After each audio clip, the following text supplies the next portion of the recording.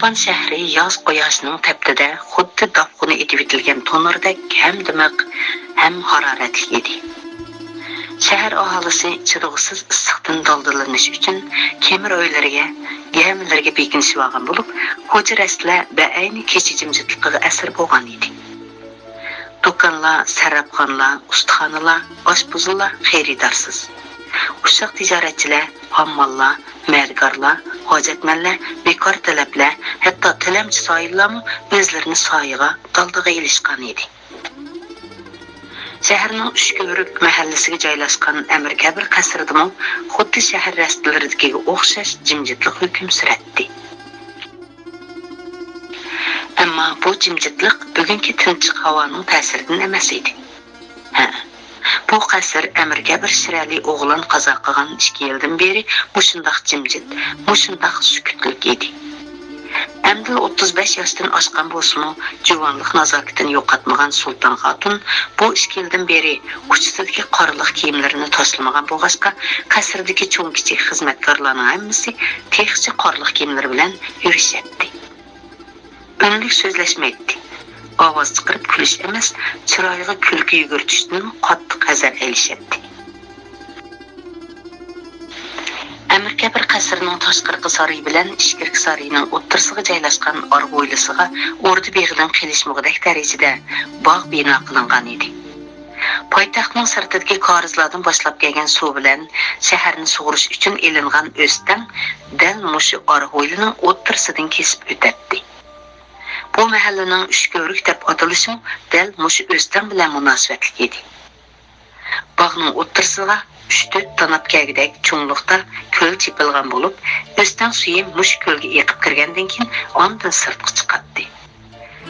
Tanap deymiz, bir tanap 400 kvadrat metrga teng deb bo'lsa hatto.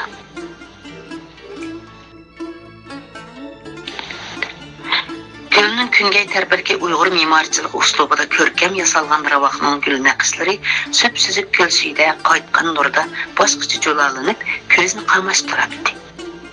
Atrofidagi quchoq yetkisiz cho'nglikda boraqsan o'sgan 7 tüp chinarning soyasida ravaq to'lmi salqin, rohatlik edi. Ravaqqa cho'g'dak xo'tangilanlari gelamning ustiga ta'tillar ko'rpalar selingan edi. Ravaqning naqshlik salasuniga yulanginicha o'tirgan Shahzoda Uvaysxon tagsiz xayollarga g'arq bo'lgan edi. Uning mushundaq o'tirganiga bugun dal 3 kun bo'ldi. Bu 3 kundan beri qasrning sirtiga chiqish tugul, mushu ko'l bo'yidan aniqroq aytganda ravaqdan ayrilmadi. Usulqiga xizmatkorlar akilib bergan muzdek sharbatlarni ichdi. Osh taomga ishtihosi yo'q edi.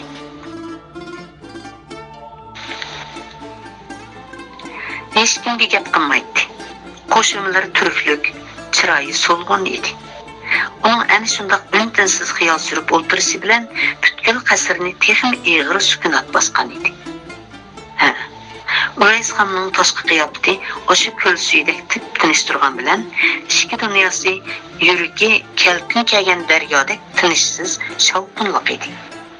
Uning mana mushu tinishsiz tuyg'ularida ajdodlarining ham saltanatlik, ham hasratlik o'tmishmi, orzu-armonlari bo'g'ilgan buruqtirma bugunimi, taqdiri noaniq, umid va umidsizlik aralashgan kelgusimi bor edi.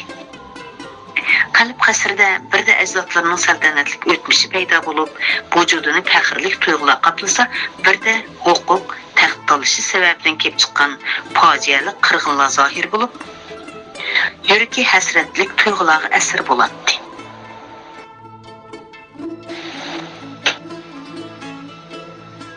Xuddi bir piyola o'g'i ichib olgandek ochiq yutqanadi. U oboyi ajdodlaridan buzrukvar bo'lsa To'liq Temirxondan faxrlanadi. To'liq Temirxon zamonasidagi katta saltanatni siyg'inadi. Hozirgi baxti qora saltanatni o'sha shavkatlik To'liq Temir zamonasidagi katta saltanatga, shon va shavkatga ega qilishni To'liq Temirxonga o'xshash Turkiston, Movarounnahr, Farg'ona, Xorason vodlarini qaytadan istilo qilib qo'lga ilishni orzu qiladi. O'zining hozirgi ahvolini to'yqsiz esiga olgan Uvaysxonning hayajonli tuyg'ulari shippada muzladi. Yuragidagi barliq dard hasratlarini teshib chiqarib etmoqchi bo'lgandek ulug' kichik tindi. beshiga kelgan qismatlar bilan mening beshimga kelgan qismatlar nima degan o'xshaganlar yoki qarindoshlar aro toji taxt olishib dushmanlashish ajdodlarimizdan qolgan udum bo'g'imidi. Shu kunlarda men xon tog'am Sulton Shir Muhammad xon oliylarining ko'ziga qadalgan mix, topiniq sanjilgan tikan bo'lib qoldi. Bir qism o'rda amirlardan al-ra'iyatdan hoya qilmasa, meni allaqachon o'limga buyurgan bo'ladi. Ilmi meni qadam-qadam qistab yortuvga akilib qo'ydi. O'lim oldida qo'zimni tipirlaydi oxir. Uvays xon Mo'g'uliston saltanatining ham shuhratlik, ham fojialik qismatlarining bir qismini o'rda salnomlaridan o'qigan, bir qismini xonlik madrasadagi ustozlarining og'zidan anglagan edi. Shu topda ota-bobolarining beshiga kelgan osh qora qismatlar ko'z oldidan lip-lip o'tishga boshladi. Milodiya 1364-yili Tug'luq Demirxon vafot bo'lgandan keyin Mo'g'ulistonda Amir Qamardan parokandachiligi, Mavara-un-Nahrda Amir Temur tahlikasi bosh ko'tardi. Amir Qamardan Tug'luq Demirxon saltanatining ulusbegi Amir Bulajining jiyani edi. Amir Bulaji vafot bo'lgandan keyin Tug'luq Demirxon ulusbegilik martabasini Amir Bulajining o'g'li Amir Xudoydatga berdi. Tog'isidan keyin ulusbegilik martabasining o'ziga taalluq bo'lishini tamaq yurgan Amir Qamardan buningga norozi bo'ldi va Tug'luq Demirxonga ochiq-ochiq "Og'amning martabasi mening haqqim edi.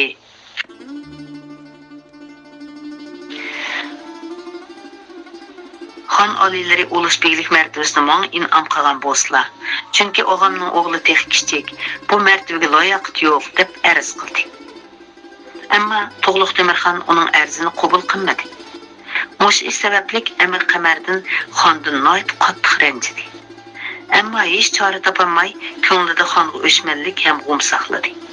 Tug'luq Demirxon vafot bo'lgandan keyin Amir Qamardan ko'nglidagi adovat sanduqida saqlab kelgan o'chmanlik qilichini qinidan chiqardi-da, Tug'luq Demirxonning o'rdidagi 19 xonzodasidan 18ni bir kundil qatl qilib, xonlik saltanatini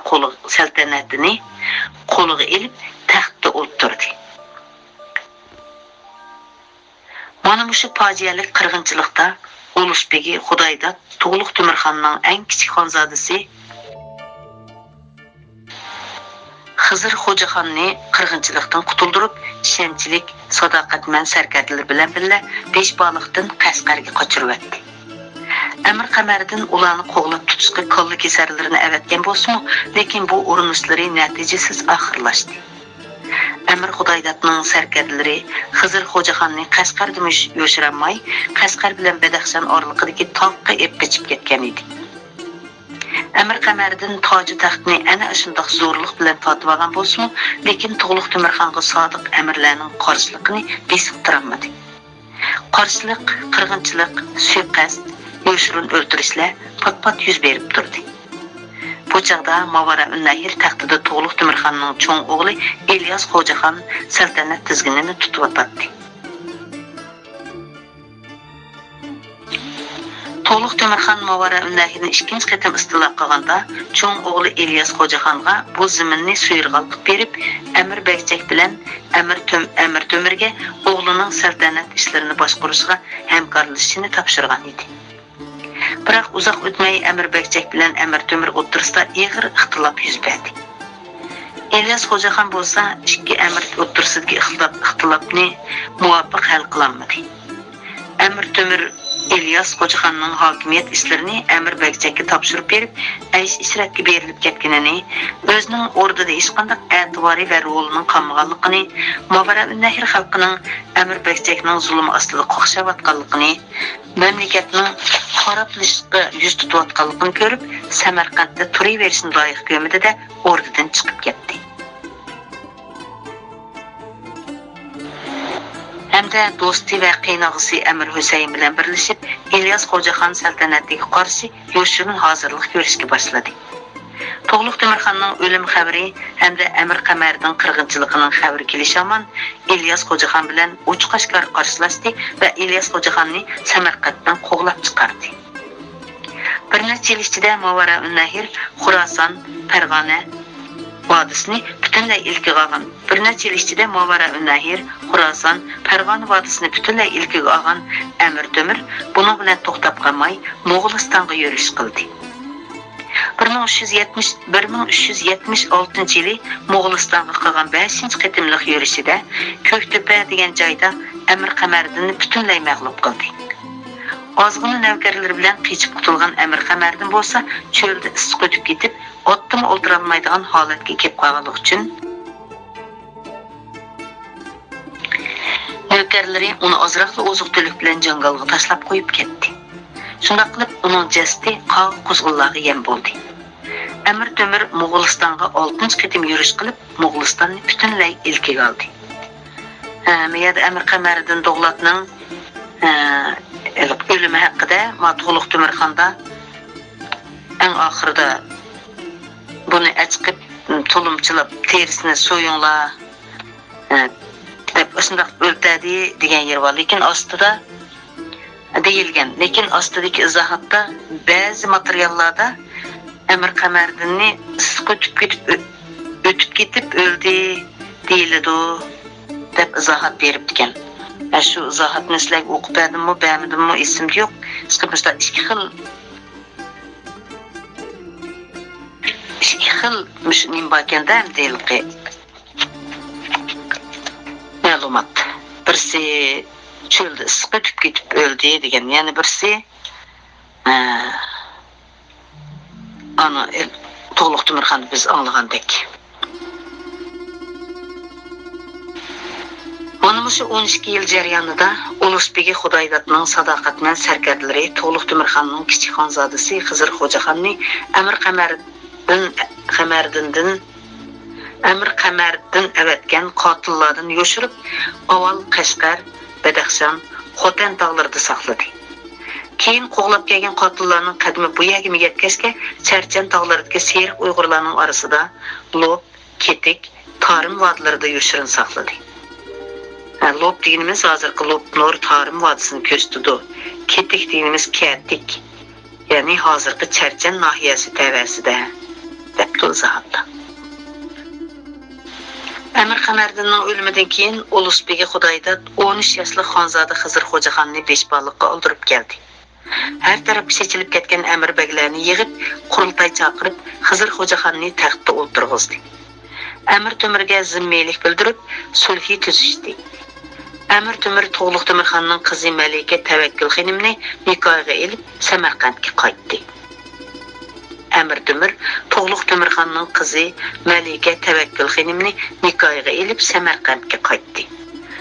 Zimmiylik bildirish deganimiz bo'ysunish, homiylikqa o'tish degan gapkan. Milodiya 1405 yili 2-oyning 7-kuni kechqurun musulmon sharqining buyuk istilotchisi Amir Temur O'tirarda vafot bo'ldi. Milodiya 1405 yili 2-oyning 7-kuni kechqurun musulmon sharqining buyuk istilotchisi Amir Temur O'tirarda vafot bo'ldi. Uning meyti yerlik qo'yilmayla varislari orasida taxt talashish mojarosi yuz berdi. Amir Temur shu chog'dagi Hindiston va Kabul hukmdori Navrisi Pir Muhammad Mirzani taxt varis qilib tayinlagan edi. Biroq xonzoda Pir Muhammad Kabuldan Samarqandga kelib bo'g'cha yana bir navrisi Toshkentning noib amiri Sulton Xalil Mirza bo'g'isining taxtiga da'vogarlik qilib, Toshkentdan Samarqandga yurish qildi va Samarqand taxtida o'tirdi.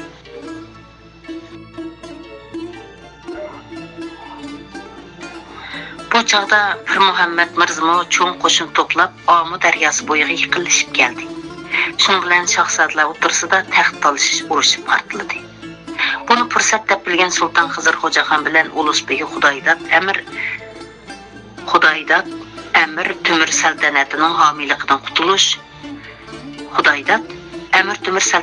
homiyligidan qutulish, shundaqla To'g'liq Temur saltanatini asliga keltirish maqsadida Samarqandga yurish qildi va ancha kuchmayla Sulton Xalil Mirzani Shiroz qal'asida asirga oldida Udul Qashqarga avatib nazarband qildi.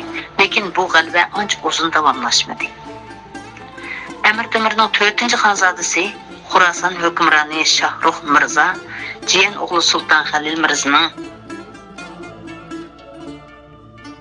falokatga yo'liqqanini, dadasining bir umr yurakini sarf qilib tikilgan saltanatining parchalanib, yemirilib ketib qolganini ko'rib, 1409-yili bahorda zo'r qo'shin bilan Hirotdan Samarqandga yurish qildi.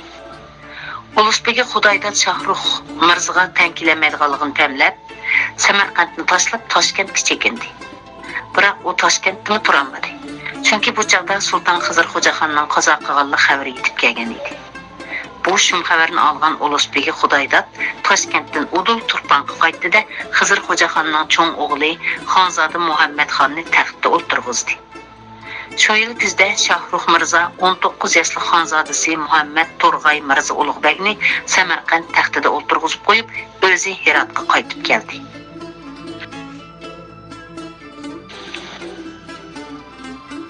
Sulton Muhammad xonning umri nihoyatda qisqa bo'ldi. Mo'g'uliston taxtida oram 5 yil o'tirdi.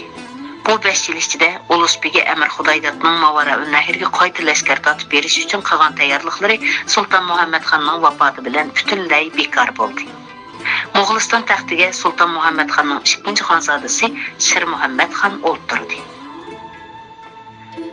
Uvays xon Moshiyaga kelganda nima uchundir xiyolini davomlashtirg'isi kelmadi. Oşu qarniyat, nafsoniyatchi xon tog'isini aslashni, hatto ismini tilga elishni xohlamaydi. Shir Muhammad xon taxtda o'ltirgandan keyin o'zining taxtda o'ltirishini qo'llamagan bir qism amir sarkarlarni yo'qlan bahona sabablar bilan o'ltirdi yoki mansabdan qoldirdi, surgun qildi.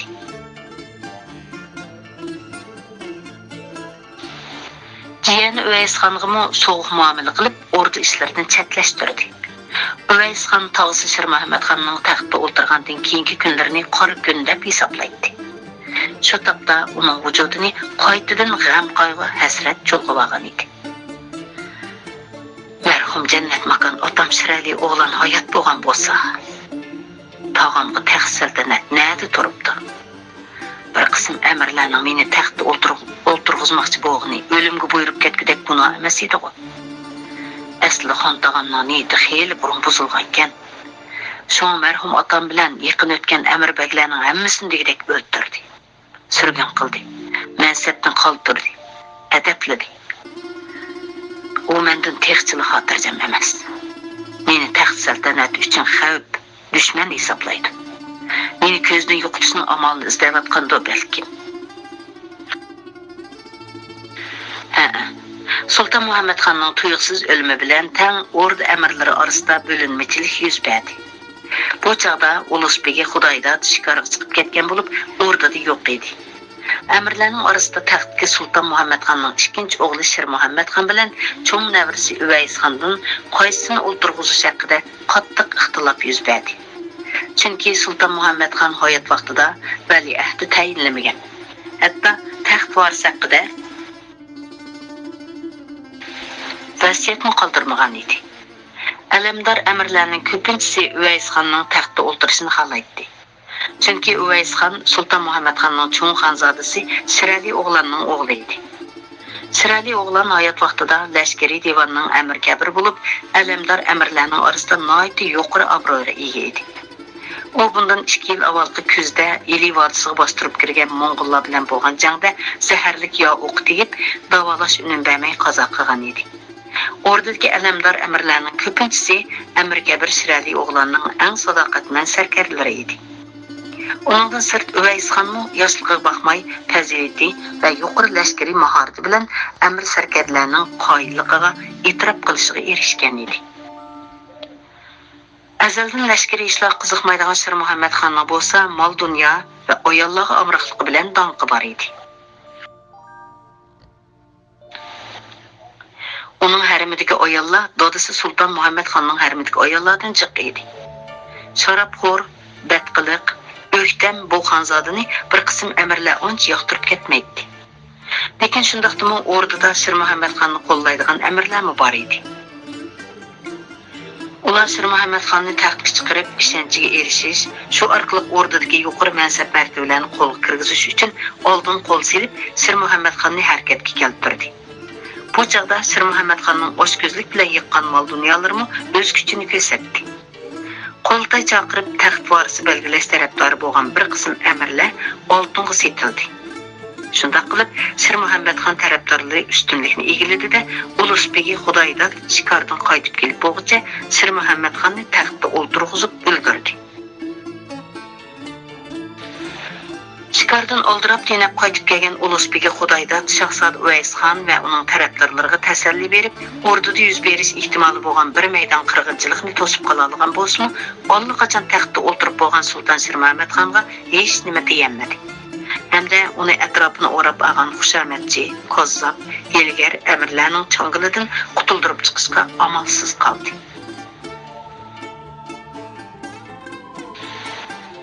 Malika Sulton xotunning sipirlab besilgan qadam tivishi Uvaysxonning hasratli xiyollarini chalg'itdi. U onasini ko'rib das o'rnidan turdi. "Usul qichi vasla", dedi Sulton xotun kumush patnosni ikki qo'llab tutib. Uvaysxon kumush patnosdagi qosh tishi jamni qo'liga og'az onasiga lappida qaradi. So'lg'in chiroy, g'amgin ko'zlardan tasvirligisiz bir onalik mehr balqibdi. Uvaysxon onasiga ikki qiz gap qilishni o'ylagan bo'lsa, lekin yo tasalli berishni, yo hol etishni bilmay, levini mahkam tishlaganicha turaverdi. O'g'liga bir necha daqiqa qarab turgan ona ulug' kichik tinib etib, eg'iz ochdi. "Issiq o'tib ketmasin. Aziz tanlarni asrislab olam. Rahmatlik padarlari shunqar bo'lgandan beri mening birdan bir ko'ngil quvnadigan odamim o'zlari. Shunqar bo'ldi degan gap o'ldi, olamdan o'tdi degan gapkan.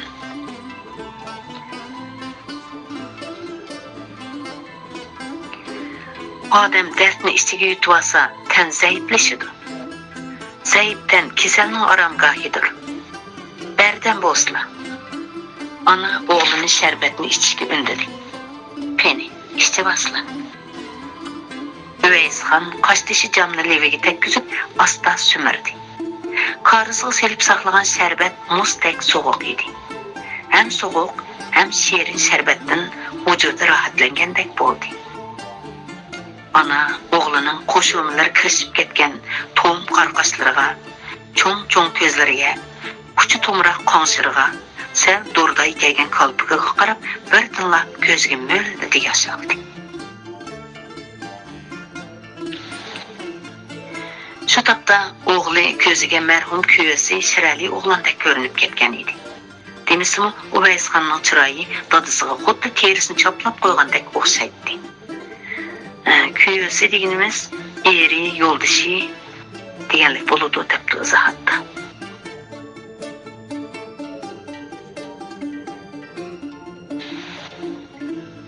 Yaratgan egam. Chiroyini o'xshatsam, umrni o'xshatmag'aysan. Deganlarni ko'nglidan o'tkazdi, ona hasratlik uftadi. "Bundaq issiqda menga usullik berman deb avar bo'lmaslar ona", dedi Uvaysxon qosh tishi jamni kumush patnosga qo'yib turib. "Faqat ko'ngillar qo'ymasa xizmatkorlardan chiqatib asli. O'z qo'lim bilan sunib berganimga o'xshamaydi bolam." "Unisi g'o'ras", dedi onami.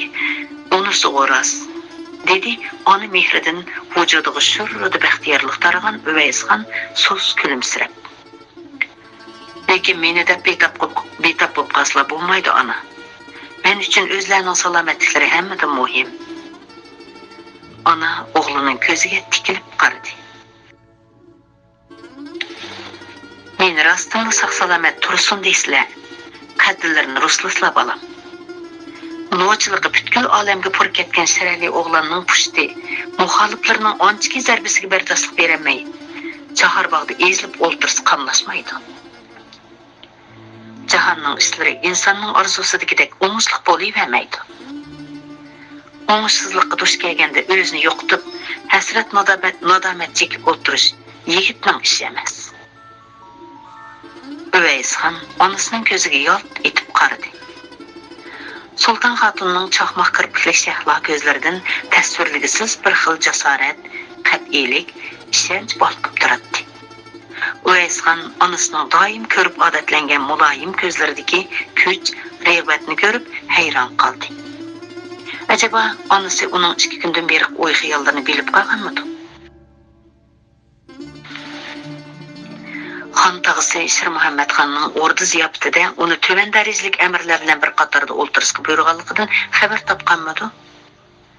Kamsitish, yaklash, haqoratlashga bardoshlik berolmay, umidsizlik vodisida tengirqab, hamma orzu-armonlardan voz kechishni, o'rnini, ostanini tashlab, yiroqlarga ketib, zohidlarcha yashashni niyat qilgan Uvaysxon shu topda onasining o'ngsizlikqa duch kelganda o'zini yo'qotib, hasrat nadomat chekib o'ldirish yigitning ish emas degan so'zlardan xijil bo'lib, gadiniga qizdirib ketgan edi.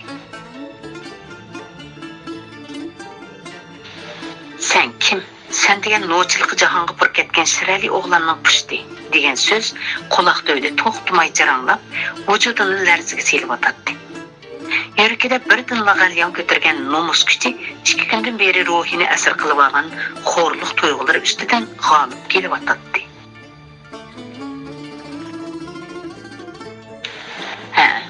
Uvaysxon xon tog'asi Sulton Shir Muhammad Xonning chekdan oshgan bu muomalasidan qattiq xo'rliq his qildi. Ortada hech qanday amirlik martabasi berilmagan shahzodalarga yuqori darajalik amirlar bilan o'xshash muomala qilinganligi barliq orda ahliga ayon edi. Chunki bu xon jamiyatidagilarning mutlaq imtiyozi edi. Biroq Uvaysxon shahzoda bo'lib qolmasdan yana lashkariy divonning sarkardasi edi. Onun mushu sarkarlik martabasida o'rtada yuqori darajalik amirlar bilan bir qatorda turishga, bir dasturxonda g'izolanishga tamoman haqli ekanligiga to'liq asos bo'la oladi. Ammo Sulton Shir Muhammad Xon uning shaxsiyatlik salohiyatini, sarkarlik martabasini nazardan to'liq saqlab qolgan edi. Bu 2 kun avvalgi ish edi. Sultan Shir Muhammad Xon shohnishinga to'liq jam bo'lgan cho'ng kichik amirlarning salomini qabul qilib bo'lgandan keyin o'ltirishga ijozat berdi. Odatda o'rdada muhim kengash bo'lmasa, amirlarning ma'lumotlarini anglab bilib qaytishga ijozat beriladi. Biroq u amirlarning ma'lumotini kutmayla o'ltirishga buyurgan edi. Allaqanday biror kengashning bo'lganligini pamlashgan amirlar martabalari bo'yicha joy elishdi. Sultan Shir Muhammad Xon taxtda o'tirgandan beri qarorsiz ordu ziyofati uyushtiradigan, yana kelib ziyofatni shohnishindan beradigan bo'lib olgan edi. Shohnishin ordu ziyofatxonasiga taxt uning g'izolanadigan joyiga aylangan edi. Amirlar xonning o'ltirishga ijozat berishdanla bugun yana ziyofatda bo'lganligini pamlashgan edi. Sultan Shir Muhammad Xon amirlarga bir qo'r nazar tashlagandan keyin tuyuqsiz o'rnidan turib ketdi.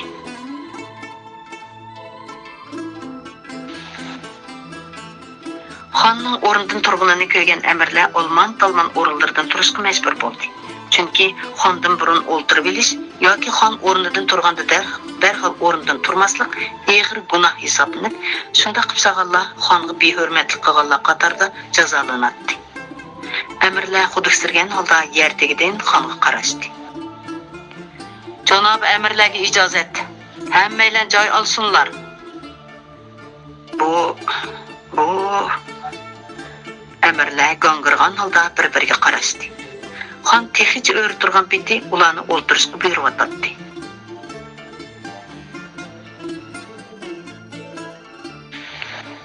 Ordu yusuni ostin-ustin bo'lib ketib boramdi, nima? Bu xon oliylarining nima qilganidu? Hech kim ko'nglidan kechganini so'rashga petinolmaydi. Xonning og'zidan chiqqan har bir eg'iz so'z farmon edi. Shuningdek, barliq amirlar o'rinlarida o'ltirishga majbur bo'ldi. Allaqanday bir vahimadan yuraklari selib ketdi. Shir Muhammad Xon xonlik taxtiga chiqqandan beri amirlar vahimada yuradigan bo'lib qolgan edi. Dakkiliklar besilish u yoqda tursin, bo'lgan sir kuchayib ketgan edi. Chunki bir maydon talash tortish bas munozaraga sabab bo'lib, saltanat tizginini qo'liga olgan Sulton Shir Muhammad Xon amirlarga o'zining mutlaq hukmdor ekanligini bildirib qo'yish uchunmi, yoki bir qism peshqadam amirlarga sur hayvisini ko'rsatib qo'yish uchunmi va yoki dastlabda o'zining taxtda o'tirishini qo'llamagan amirlarning obro'yini tushirib,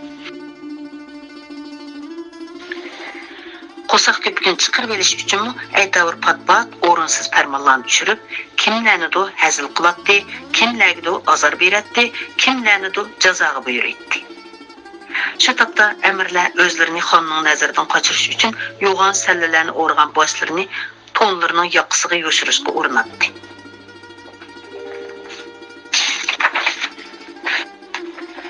Şahnishinning ichi shuncha dimiq bo'g'ini qarmay sovuq tarlaydi. Sultan Shir Muhammadxon bugungi maqsadini ko'ngliga allaqachon pukib qo'ygan edi. Shunga o'ylanib turmayli eg'iz ochdi. Amir Bosiq, Amir Salayxon, Amir Pirsali. Labbay qibligahim. Ismi atalgan amirlar dast o'rindan turib qo'l bog'lashdi. Her qaysilari bugundan e'tiboran ta'tillar ko'pidan joy olsunlar.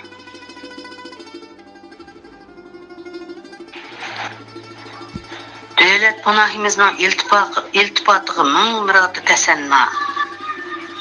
Üç amir xushalligidan og'izlari yaloq bo'lgan holda xonga ta'zim qilishdi va sagaz ko'rpidan qo'pib, oldida o'tirgan amirlarning gazgilaridan otlab degidek o'tib, oldingi ratdagi ta'tillar ko'rpida o'tirgan amirlarning orasiga sig'daldi. Bir necha daqiqalik ko'rtupidan keyin Shohnishin yana timtasliqqa cho'mdi. Sultan Shir Muhammadxonga turib-turibla amirlarning martabasini o'shundoq tuyuqsiz o'stirib qo'yish yoki tavallatib etish odat bo'lib qolgan edi. Shundaqdimi amirlarning yuragi allaqanday bir tuyg'uda dukkirlab o'tadi. Kimlarningdir hasaddan ichi odat ketib boradi. Kimlardir martabasini tavallab ketishdan voyim yeyotadi. Kimlardir o'zini xotirjam tutishga tirishib ko'zlarini yumib olgan edi. Amir Aqtemir, Amir Aqbo'g'a, Amir Bo'ronxo'ja, Amir Saburg'a, Amir Musa.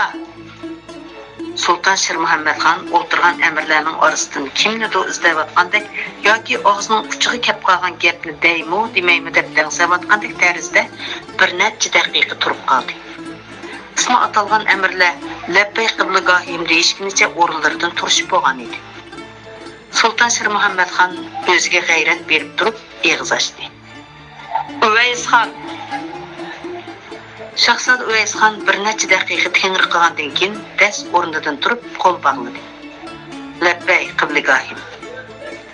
Sultan Shir Muhammadxon jiyan o'g'lining Shahzoda, Amir, Sarkarda degan martaba nomini tilga olmay, bevosita ismini atagan edi.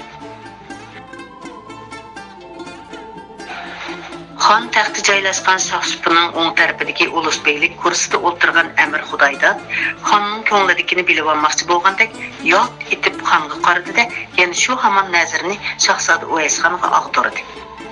Shu topda bu peshqadam amirning oppoq soqol bosgan g'amgin chiroyidan xonning bu qilqini yoqtirmaganligi mana men deb chiqib turadi. Sagaz ko'pidan joy olsunlar, dedi Sultan Shir Muhammadxon chiroyini purishtirib. Xon oliylarining iltifotiga hashqallar. Amirlar xonga chunqur bir salom berib etib, orqa ratdagi sagaz ko'piga berib o'tirishdi. Xon oliylarining iltifotiga hashqallar.